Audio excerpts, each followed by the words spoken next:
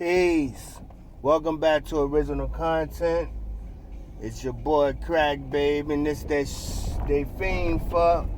Listen, my last video gave me an idea about this one,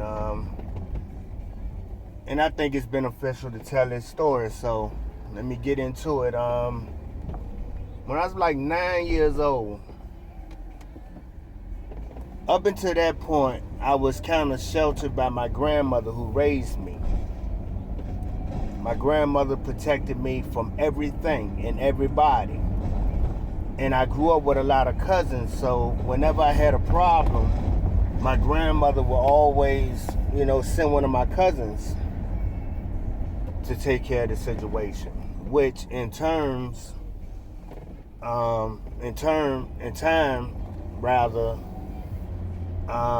I developed the mindset of not defending myself because I never had to. So one day, I go to my bus stop and I meet my classmate Robert Cosby there. We go to the same school, so naturally we have the same bus stop. This morning, I don't know what's going on with Robert, but he said something to the effect of, if you stand up, I'm going to hit you in your mouth. I'm mad and blah, blah, blah, and I'm going to punch you in your face if you move. Now, before this day, I had no fear for Robert. But I don't know if it was some type of Jedi mind trick or something, but by him saying he was going to punch me in my face immediately, I filled up with fear.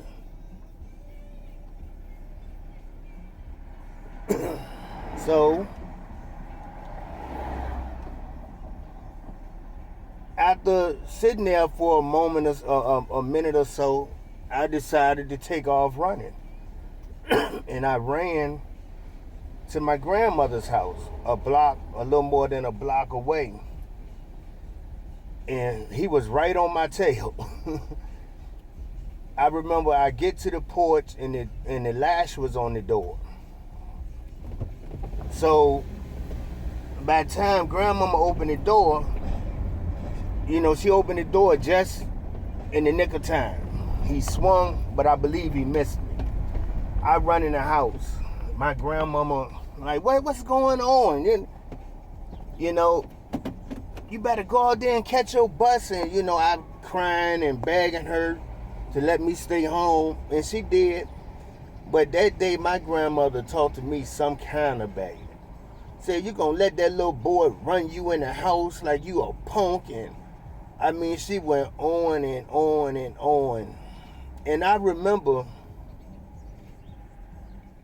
going in the restroom at some point, in the bathroom at home, and I'm looking in the mirror and I couldn't look at myself.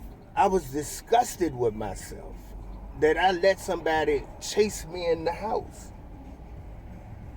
So the next day came and the bus driver come and pick me up at my door. My grandmama called the school and everything the day before and let them know what went on.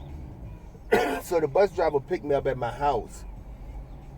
Okay, lunchtime come.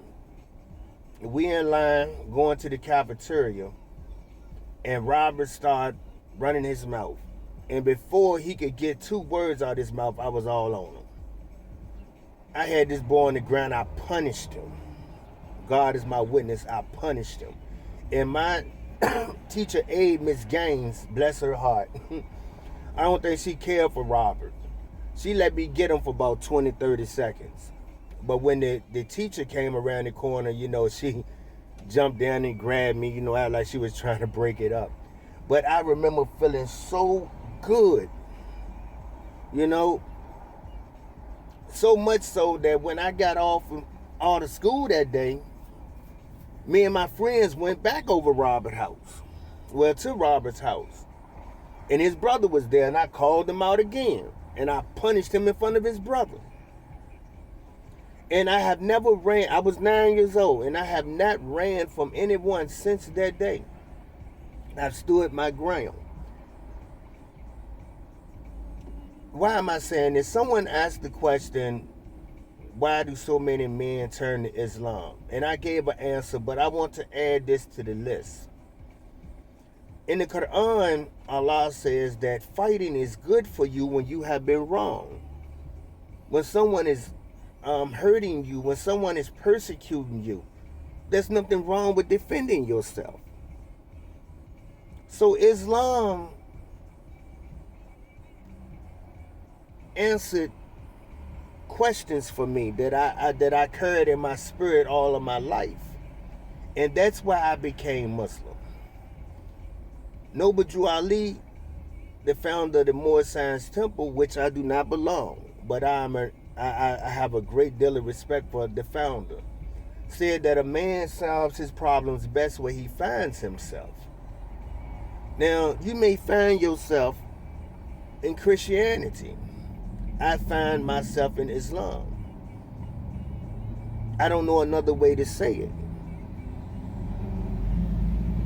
The things that I've always wondered about life, I found when I picked up this study of Islam, as taught by the Honorable Elijah Muhammad and today represented by the Honorable Minister Louis Farrakhan.